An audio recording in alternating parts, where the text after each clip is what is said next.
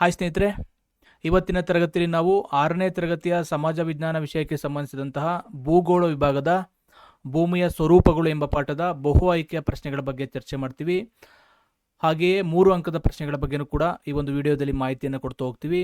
ಇದು ನಿಮಗೆ ಮುಂಬರುವಂಥ GPSTR, PSTR ಮತ್ತು HSTR ಪರೀಕ್ಷೆಗೆ ಅತ್ಯಂತ ಉಪಯುಕ್ತ ಆಗ್ತದೆ ಅಂತ ಹೇಳ್ತಾ ವಿಡಿಯೋನ ಕೊನೆ ತನಕ ನೋಡಿ. ಹಾಗೆ ಇನ್ನೂ ಯಾರು ನಮ್ಮ ಚಾನಲ್ನ ಸಬ್ಸ್ಕ್ರೈಬ್ ಮಾಡ್ಕೊಂಡಿಲ್ಲ ಅವರು ಸಬ್ಸ್ಕ್ರೈಬ್ ಮಾಡ್ಕೊಳ್ಳಿ ಅಂತ ಹೇಳ್ತಾ ಇವತ್ತಿನ ತರಗತಿಯನ್ನು ಶುರು ಮಾಡ್ತಾ ಹೋಗೋಣ. ಮೊದಲ ಪ್ರಶ್ನೆ, ಭೂಮಿಯ ಮೇಲ್ಭಾಗದಲ್ಲಿ ಕಂಡುಬರುವ ವಿವಿಧ ಭೌತಿಕ ಲಕ್ಷಣಗಳನ್ನು ಒಟ್ಟಾರೆಯಾಗಿ ಏನೆಂದು ಕರೆಯುತ್ತಾರೆ? ಭೂಮಿಯ ಮೇಲ್ಭಾಗದಲ್ಲಿ ಕಂಡುಬರುವಂತಹ ವಿವಿಧ ಭೌತಿಕ ಲಕ್ಷಣಗಳನ್ನು ಏನಂತ ಕರೀತಾರೆ ಅಂತ. ಭೂಕಂಠಗಳು, ಭೂ ಸ್ವರೂಪಗಳು, ಸ್ವಾಭಾವಿಕ ಪ್ರದೇಶಗಳು, ದ್ವೀಪಸ್ತೋಮಗಳು. ಸೊ ಈ ಆಯ್ಕೆಗಳನ್ನು ನೋಡಿದಾಗ ಆಪ್ಷನ್ ಬಿ ಸರಿಯಾದ ಉತ್ತರ.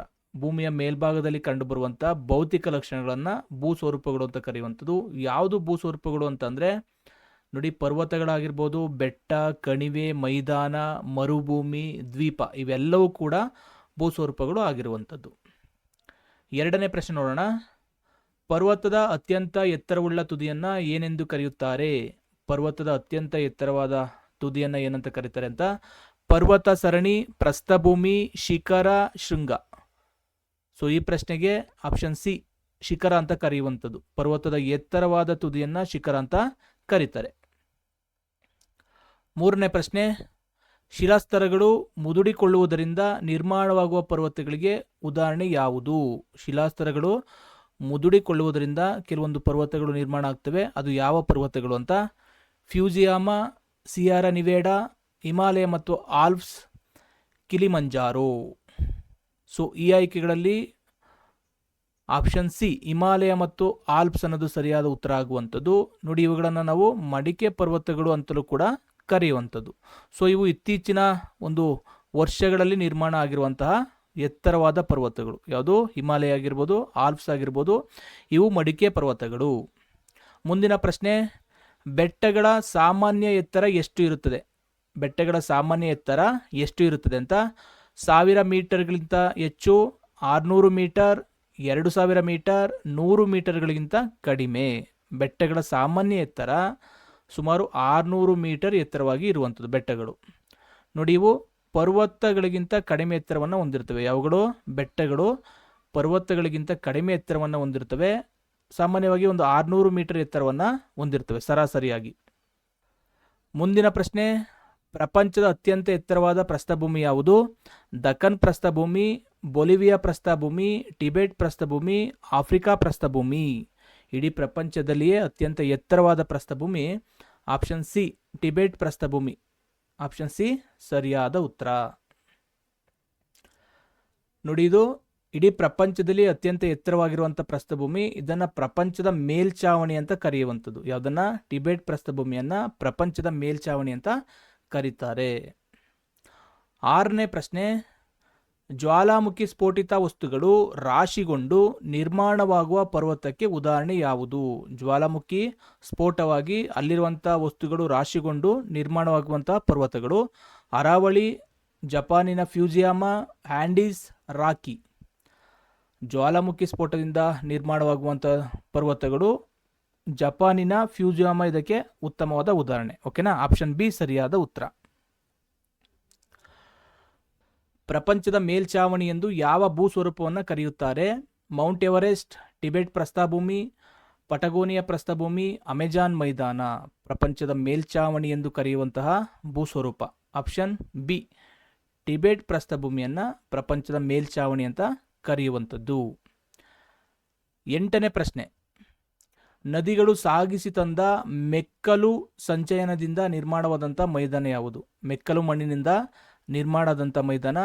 ಸೈಬೀರಿಯಾ ಮೈದಾನ, ಸಿಂಧುಗಂಗಾ ನದಿ ಬಯಲು, USA ಆಗ್ನೇಯ ಮೈದಾನ, ಸಹಾರಾ ಮೈದಾನ. ಮೆಕ್ಕಲು ಮಣ್ಣಿನಿಂದ ನಿರ್ಮಾಣ ಆದಂತಹ ಮೈದಾನ ಆಪ್ಷನ್ ಬಿ ಸಿಂಧುಗಂಗಾ ನದಿ ಬಯಲು. ಆಪ್ಷನ್ ಬಿ ಸರಿಯಾದ ಉತ್ತರ. 9ನೇ ಪ್ರಶ್ನೆ, ಮರುಭೂಮಿಯ ಯಾವ ಭಾಗದಲ್ಲಿ ಅಂತರ್ಜಲವು ಚಿಲುಮೆಯ ರೂಪದಲ್ಲಿ ಹೊರಬರುತ್ತದೆಯೋ ಅದನ್ನು ಏನೆಂದು ಕರೆಯುತ್ತಾರೆ? ಅದನ್ನು ಏನಂತ ಕರೀತಾರೆ ಅಂತ. ಮರುಭೂಮಿಯಲ್ಲಿ ಕಂಡುಬರುವಂಥ ಅಂತರ್ಜಲದ ಚಿಲುಮೆಯನ್ನು ಏನಂತ ಕರೀತಾರೆ ಅಂತ. ನಡುಗದ್ದೆ, ಲಗೂನ್, ಓಯಸಿಸ್, ಅಳಿವೆ. ಮರುಭೂಮಿಯಲ್ಲಿ ಕಂಡುಬರುವಂಥ ಅಂತರ್ಜಲವನ್ನು ಓಯಸಿಸ್ ಅಂತ ಕರೆಯುವಂಥದ್ದು. ಆಪ್ಷನ್ ಸಿ ಸರಿಯಾದ ಉತ್ತರ. 10ನೇ ಪ್ರಶ್ನೆ, ಪ್ರಪಂಚದಲ್ಲೇ ಅತಿ ವಿಸ್ತಾರವಾದ ಮರುಭೂಮಿ ಯಾವುದು? ಇಡೀ ಪ್ರಪಂಚದಲ್ಲಿ ಅತ್ಯಂತ ದೊಡ್ಡದಾದ ಮರುಭೂಮಿ ಥಾರ್ ಮರುಭೂಮಿ, ಕಲಹಾರಿ ಮರುಭೂಮಿ, ಸಹರಾ ಮರುಭೂಮಿ, ಗೋಬಿ ಮರುಭೂಮಿ. ಪ್ರಪಂಚದ ವಿಸ್ತಾರವಾದ ಮರುಭೂಮಿ ಆಪ್ಷನ್ ಸಿ ಸಹರಾ ಮರುಭೂಮಿ. ಸಹರಾ ಮರುಭೂಮಿ ಸರಿಯಾದ ಉತ್ತರ. ನೋಡಿ, ಇದು ಆಫ್ರಿಕಾ ಖಂಡದಲ್ಲಿ ಕಂಡುಬರುವಂಥದ್ದು. ನಾವು ಆಫ್ರಿಕಾ ಖಂಡದ ಪ್ರಶ್ನೋತ್ತರಗಳ ಬಗ್ಗೆ ಚರ್ಚೆ ಮಾಡಬೇಕಾದ್ರೆ ಇದ್ರ ಬಗ್ಗೆ ತಿಳ್ಕೊಂಡಿದ್ದೀವಿ, ಹೌದಲ್ವಾ? ಮುಂದಿನ ಪ್ರಶ್ನೆ, ಸುತ್ತಲೂ ನೀರಿನಿಂದ ಆವೃತವಾದ ಚಿಕ್ಕ ಭೂಭಾಗವನ್ನು ಏನೆಂದು ಕರೆಯುತ್ತಾರೆ? ಸುತ್ತಲೂ ನೀರಿಂದ ಆವೃತವಾಗಿರುವಂಥ ಚಿಕ್ಕ ಭೂಭಾಗವನ್ನು ಏನಂತ ಕರೀತಾರೆ ಅಂತ? ಪರ್ಯಾಯ ದ್ವೀಪ, ಭೂಶಿರ, ದ್ವೀಪ, ಕೊಲ್ಲಿ. ಸುತ್ತಲೂ ನೀರಿನಿಂದ ಆವೃತವಾದ ಚಿಕ್ಕ ಭೂಭಾಗವನ್ನು ದ್ವೀಪ ಅಂತ ಕರೆಯುವಂಥದ್ದು. ಅಂದರೆ 4 ದಿಕ್ಕಿನಲ್ಲೂ ಕೂಡ ನೀರಿನಿಂದ ಆವೃತವಾಗಿರಬೇಕು, ಮಧ್ಯದಲ್ಲಿ ಮಾತ್ರ ಭೂಭಾಗ ಇರಬೇಕು, ಅದನ್ನು ನಾವು ದ್ವೀಪ ಅಂತ ಕರಿತೀವಿ. 3 ಭಾಗ ನೀರು ಇದ್ದು 1 ಭಾಗದಲ್ಲಿ ಭೂಮಿ ಇದ್ದರೆ ಅದನ್ನು ಪರ್ಯಾಯ ದ್ವೀಪ ಅಂತ ಕರಿತೀವಿ. ಪರ್ಯಾಯ ದ್ವೀಪ ಅಂತ ಕರಿತೀವಿ. ಭಾರತ ಒಂದು ಪರ್ಯಾಯ ದ್ವೀಪ. ಓಕೆನಾ? ಭಾರತ ಒಂದು ಪರ್ಯಾಯ ದ್ವೀಪ. 12ನೇ ಪ್ರಶ್ನೆ, ಹವಳದ ಹುಳುಗಳಿಂದ ಕಟ್ಟಲ್ಪಟ್ಟಂತಹ ಭಾರತದ ದ್ವೀಪ ಸಮೂಹ ಯಾವುದು? ಹವಳದ ಹುಳುಗಳಿಂದ ನಿರ್ಮಾಣ ಆದಂತಹ ಭಾರತದ ದ್ವೀಪ. ಅಂಡಮಾನ್ ಮತ್ತು ನಿಕೋಬಾರ್, ಲಕ್ಷದ್ವೀಪ, ಸೆಂಟ್ ಮೇರಿ ದ್ವೀಪ, ಶ್ರೀಲಂಕಾ. ಹವಳದ ಹುಳುಗಳಿಂದ ನಿರ್ಮಾಣ ಆದಂತಹ ದ್ವೀಪ ಆಪ್ಷನ್ ಬಿ ಲಕ್ಷದ್ವೀಪ ಸರಿಯಾದ ಉತ್ತರ. ಓಕೆನಾ?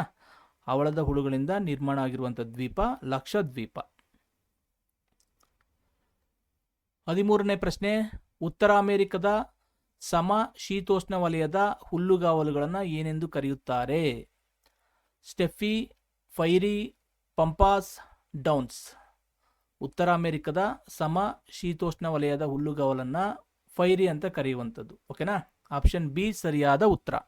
Option B. ನದಿ ಮತ್ತು ಸರೋವರಗಳ ನಡುವಣ ದ್ವೀಪಗಳಿಗೆ ಏನೆಂದು ಕರೆಯುತ್ತಾರೆ? ನದಿ ಮತ್ತು ಸರೋವರಗಳ ನಡುವೆ ಕಂಡುಬರುವಂಥ ದ್ವೀಪಗಳಿಗೆ ಏನಂತಾರೆ ಅಂತ? ದ್ವೀಪಸ್ತೋಮ, ನಡುಗಡ್ಡೆ, ಕಿರುದ್ವೀಪ, ಭೂಕಂಠ. ಸೊ ಈ ಪ್ರಶ್ನೆಗೆ ಆಪ್ಷನ್ ಬಿ ಸರಿಯಾದ ಉತ್ತರ, ನಡುಗಡ್ಡೆ ಅಂತ ಕರೆಯುವಂಥದ್ದು. ಮುಂದಿನ ಪ್ರಶ್ನೆ ನೋಡೋಣ. ಭೂಮೇಲ್ಮೈ ಮೇಲೆ 5ನೇ ಒಂದು ಭಾಗವು ಯಾವುದರಿಂದ ಆವೃತವಾಗಿದೆ? ಭೂಮಿಯ ಮೇಲೆ 5ನೇ ಒಂದು ಭಾಗವು ಯಾವುದರಿಂದ ಆವೃತವಾಗಿದೆ ಅಂತ? ಪರ್ವತಗಳಿಂದ, ಮರುಭೂಮಿಗಳಿಂದ, ಮೈದಾನಗಳಿಂದ, ಕಾಡುಗಳಿಂದ. ಸೊ ಈ ಪ್ರಶ್ನೆಗೆ ಸರಿಯಾದ ಉತ್ತರ 5ನೇ ಒಂದು ಭಾಗ ಮರುಭೂಮಿಯಿಂದ ಆವೃತ ಆಗಿರುವಂಥದ್ದು. ಅಂದರೆ ಸುಮಾರು 20% ಮರುಭೂಮಿ ಇರುವಂಥದ್ದು ಭೂಮಿಯ ಮೇಲೆ. ಆಯ್ತಾ? ಸೊ 16ನೇ ಪ್ರಶ್ನೆ, ದ್ವೀಪಗಳಲ್ಲಿ ವಾಸಿಸುವ ಜನರ ಪ್ರಮುಖ ವೃತ್ತಿ ಯಾವುದು? ದ್ವೀಪಗಳಲ್ಲಿ ವಾಸ ಮಾಡುವಂಥ ಜನರ ಪ್ರಮುಖವಾದ ವೃತ್ತಿ ಕೃಷಿ, ಗಣಿಗಾರಿಕೆ, ಮೀನುಗಾರಿಕೆ, ಪಶುಸಂಗೋಪನೆ. ಸೊ ಈ ಪ್ರಶ್ನೆಗೆ ದ್ವೀಪಗಳ ಜನರ ಪ್ರಮುಖ ಉದ್ಯೋಗ ಮೀನುಗಾರಿಕೆ. ಆಪ್ಷನ್ ಸಿ ಸರಿಯಾದ ಉತ್ತರ. ಜಗತ್ತಿನ ದೊಡ್ಡ ಮುಖಜಭೂಮಿ ಯಾವುದು? ನೈಲ್ ಮುಖಜಭೂಮಿ, ಮಿಸಿಸಿಪಿ ಮುಖಜಭೂಮಿ, ಗಂಗಾ ನದಿ ಮುಖಜಭೂಮಿ, ಅಮೆಜಾನ್ ಮುಖಜಭೂಮಿ. ಇಡೀ ಜಗತ್ತಿನಲ್ಲಿ ದೊಡ್ಡದಾದ ಮುಖಜಭೂಮಿ ಆಪ್ಷನ್ ಸಿ ಗಂಗಾ ನದಿ ಮುಖಜಭೂಮಿ. ಓಕೆನಾ? ಇದನ್ನು ಸುಂದರ್ಬನ್ ಮುಖಜಭೂಮಿ ಅಂತಲೂ ಕೂಡ ಕರೆಯುವಂಥದ್ದು. ಮುಂದಿನ ಪ್ರಶ್ನೆ, ಭಾರತದ ಪುರಾತನ ಕಾಲದ ಪರ್ವತ ಸರಣಿ ಯಾವುದು? ಭಾರತದ ಅತ್ಯಂತ ಹಳೆಯ ಪರ್ವತ ಸರಣಿ ಹಿಮಾಲಯ, ಅರಾವಳಿ, ಪಶ್ಚಿಮ ಘಟ್ಟಗಳು, ವಿಂಧ್ಯ ಪರ್ವತಗಳು. ಭಾರತದ ಅತ್ಯಂತ ಪುರಾತನ ಕಾಲದ ಪರ್ವತ ಸರಣಿ ಆಪ್ಷನ್ ಬಿ ಅರಾವಳಿ ಪರ್ವತ ಸರಣಿ ಅನ್ನೋದು ಸರಿಯಾದ ಉತ್ತರ. 19ನೇ ಪ್ರಶ್ನೆ, ಸಮಭಾಜಕ ವೃತ್ತ ಪ್ರದೇಶವನ್ನ ಈ ಮಾದರಿ ಎಂದು ಕೂಡ ಕರೆಯುತ್ತಾರೆ. ಸಮಭಾಜಕ ವೃತ್ತ ಪ್ರದೇಶವನ್ನ ಈ ಮಾದರಿ ಅಂತಲೂ ಕೂಡ ಕರೀತಾರೆ. ಸೂಡನ್ ಮಾದರಿ, ಅಮೆಜಾನ್ ಮಾದರಿ, ಚೀನಾ ಮಾದರಿ, ಸಹಾರಾ ಮಾದರಿ. ಸೊ ಸಮಭಾಜಕ ವೃತ್ತ ಪ್ರದೇಶವನ್ನ ಅಮೆಜಾನ್ ಮಾದರಿ ಅಂತಲೂ ಕೂಡ ಕರೆಯುವಂಥದ್ದು. ಓಕೆನಾ? ಆಪ್ಷನ್ ಬಿ ಸರಿಯಾದ ಉತ್ತರ. ಚಿನ್ನ ಮತ್ತು ವಜ್ರದ ಗಣಿಗಾರಿಕೆಗೆ ಯಾವ ಖಂಡದ ಪ್ರಸ್ಥಭೂಮಿಯು ಪ್ರಸಿದ್ಧಿಯಾಗಿದೆ? Asia, Africa, Europe, Australia. ಓಕೆನಾ? ಈ 4 ಆಯ್ಕೆಗಳಲ್ಲಿ ಚಿನ್ನ ಮತ್ತು ವಜ್ರದ ಗಣಿಗಾರಿಕೆಗೆ ಆಫ್ರಿಕಾ ಒಂದು ಖಂಡದ ಪ್ರಸ್ಥಭೂಮಿ ಪ್ರಸಿದ್ಧವಾಗಿರುವಂಥದ್ದು. ಸೊ ಇನ್ನು ಮುಂದುವರೆದು 3 ಅಂಕದ ಪ್ರಶ್ನೆಗಳನ್ನು ನೋಡ್ತಾ ಹೋಗೋಣ. ಇದು ನಿಮಗೆ ಮುಂಬರುವಂಥ GPSTEL ಪರೀಕ್ಷೆಯಲ್ಲಿ 3 ಅಂಕದ ಪ್ರಶ್ನೆಗಳನ್ನು ಕೇಳ್ತಾರೆ. ಈ ಒಂದು ಪಾಠದಿಂದ ನೇರವಾಗಿ ಪ್ರಶ್ನೆಗಳು ಬರುವಂಥ ಸಾಧ್ಯತೆ ಇರೋದ್ರಿಂದ ಇವುಗಳನ್ನು ಕೂಡ ನೋಡ್ತಾ ಹೋಗೋಣ. ಮೊದಲ ಪ್ರಶ್ನೆ, ಪರ್ವತಗಳ ಪ್ರಾಮುಖ್ಯತೆಯನ್ನು ತಿಳಿಸಿ. ಪರ್ವತಗಳ ಪ್ರಾಮುಖ್ಯತೆಯನ್ನು ತಿಳಿಸಿ ಅಂತ. ಸೊ ಏನು ಪರ್ವತಗಳ ಪ್ರಮುಖವಾದ ಪ್ರಾಮುಖ್ಯತೆ ಅಂದರೆ ನೋಡಿ, ಅಲ್ಲಿ ನದಿಗಳ ಉಗಮ ಆಗುವಂಥದ್ದು. ಓಕೆನಾ, ಅನೇಕ ಜೀವ ನದಿಗಳು ಆ ಒಂದು ಪರ್ವತಗಳಲ್ಲಿ ಉಗಮ ಆಗುವಂಥದ್ದು. ಮತ್ತೊಂದು ಸಂಪನ್ಮೂಲಗಳ ಉಗ್ರಾಣ. ಸಂಪನ್ಮೂಲಗಳು, ಅತಿ ಹೆಚ್ಚಿನ ಸಂಪನ್ಮೂಲಗಳು ಈ ಒಂದು ಪರ್ವತಗಳಲ್ಲಿ ಸಿಗುವಂಥದ್ದು. ನೈಸರ್ಗಿಕ ಖನಿಜ ಸಂಪನ್ಮೂಲಗಳು ಯಥೇಚ್ಛವಾಗಿ ಸಿಗುವಂಥದ್ದು. ಓಕೆನಾ. ನೈಸರ್ಗಿಕ ಗಡಿಗಳು.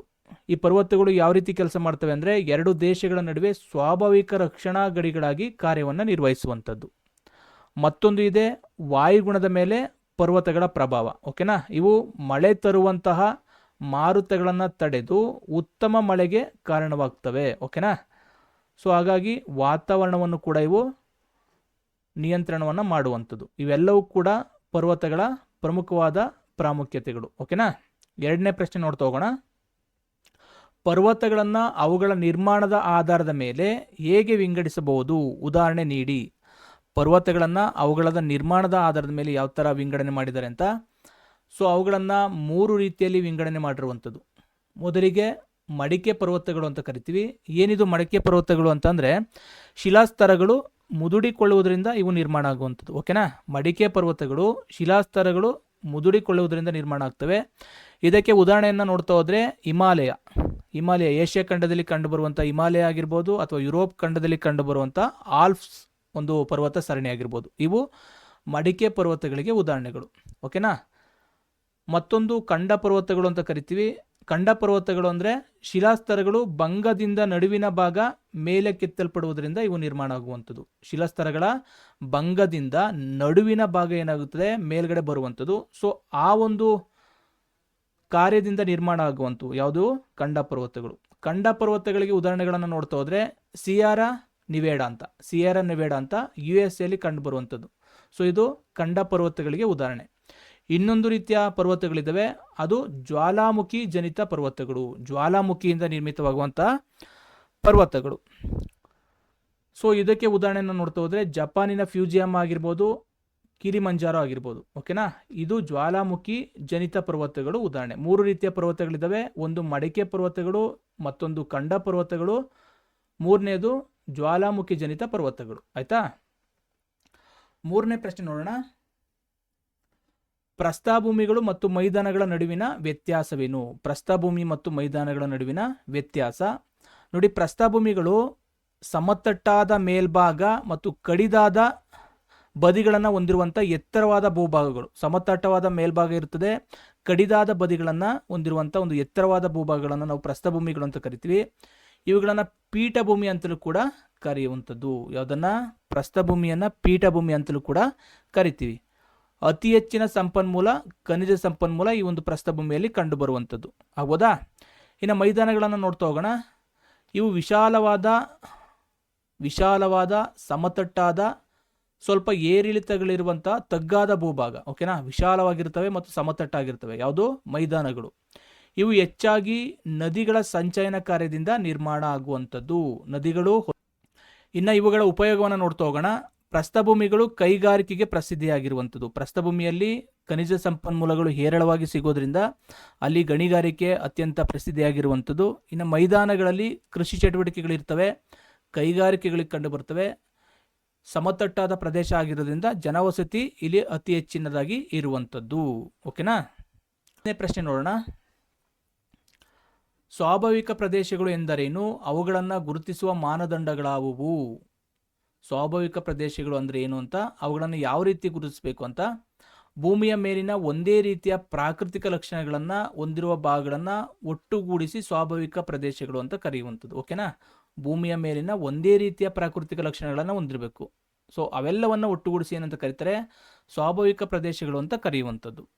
ಸೊ ಅವುಗಳ ಲಕ್ಷಣಗಳನ್ನು ನೋಡ್ತಾ ಹೋದರೆ, ವಾಯುಗುಣ ಯಾವುದರ ಆಧಾರದ ಮೇಲೆ ಅವುಗಳನ್ನು ವಿಂಗಡಣೆ ಮಾಡ್ತಾರೆ ಅಂತಂದರೆ, ವಾಯುಗುಣ ಆಗಿರ್ಬೋದು, ಭೂಮಿಯ ಮೇಲ್ಮೈ ಲಕ್ಷಣ ಮತ್ತು ಮಣ್ಣು, ಅಲ್ಲಿನ ಸಸ್ಯವರ್ಗ ಮತ್ತು ಪ್ರಾಣಿ ವರ್ಗ ಆಗಿರ್ಬೋದು, ಮಾನವನ ವೃತ್ತಿಗಳು ಮತ್ತು ಜೀವನ ಶೈಲಿ, ಇವುಗಳನ್ನು ಆಧಾರವಾಗಿ ಇಟ್ಕೊಂಡು ಏನು ಸ್ವಾಭಾವಿಕ ಪ್ರದೇಶವನ್ನು ಗುರುತಿಸುವಂಥದ್ದು. ಓಕೆನಾ ಸ್ನೇಹಿತರೆ, ಇಷ್ಟು ಈ ಒಂದು ಪಾಠದ ಪ್ರಮುಖ ಪ್ರಶ್ನೋತ್ತರಗಳಾಯಿತು.